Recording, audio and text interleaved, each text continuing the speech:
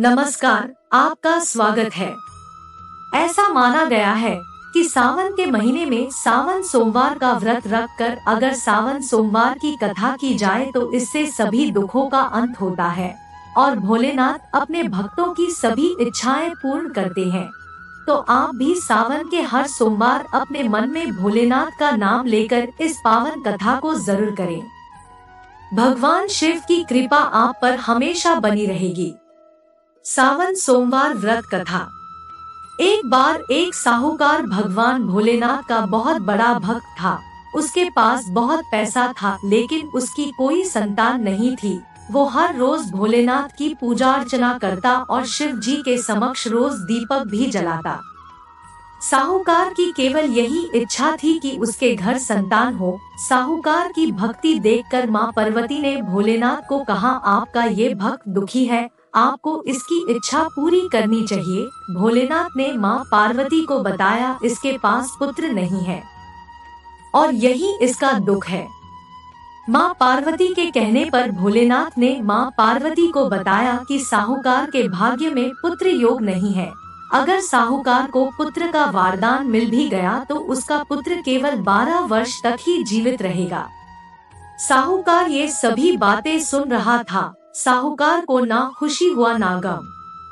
वो पहले की तरह पूजा पाठ करता रहा। एक दिन उसकी पत्नी ने एक बालक को जन्म दिया। उसके परिवार में जश्न का माहौल था, लेकिन साहूकार पहले की तरह ना खुश था ना दुखी। 11 साल की उम्र में साहूकार ने अपने बालक को उसके मामा के साथ शिक्षा ग्रहण करने के लिए काशी भेज दिया। साहूकार ने अपने साले को बोला, रास्ते में ब्राह्मण को भोज भी करा दे। काशी के रास्ते में एक राजकुमारी का विवाह हो रहा था जिसका दुल्हा एक आंख से काना था। तो उसके पिता ने जब अति सुंदर साहूकार के बेटे को देखा तो उनके मन में आया कि क्यों न इसे ही घोड़ी पर बिठाकर शादी के सारे कार्य संपन्न करा लिए जाएं। जब विवाह संपन्न हो गया तो जाने से पहले साहूकार के बेटे ने राजकुमारी की चुंदरी के पल्ले पर लिखा कि तेरा विवाह तो मेरे साथ हुआ, लेकिन जिस राजकुमार के साथ भेजेंगे वह तो एक आंख का काना है। इसके बाद साहूकार का बेटा काशी पहुंच गया। राजकुमारी काने के साथ नहीं विदा हुई। एक दिन काशी में यज्ञ के दौरान भांजा बहुत देर तक बाहर नहीं आया तो मामा ने अंदर जाकर देखा तो भांजे के प्राण निकल चुके थे। मामा ने रोना पीटना मचाया।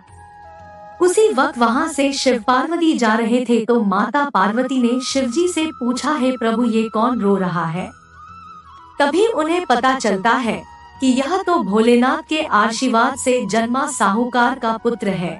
तब माता पार्वती ने कहा, स्वामी इसे जीवित कर दे, अन्यथा रोते रोते इसके माता पिता के प्राण निकल जाएंगे।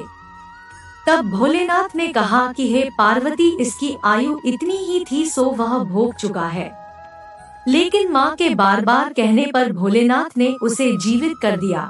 लड़का ओम नमः शिवाय करते हुए जी उठा और मामा भांजे दोनों ने ईश्वर को धन्यवाद दिया और अपनी नगरी की ओर लौटे।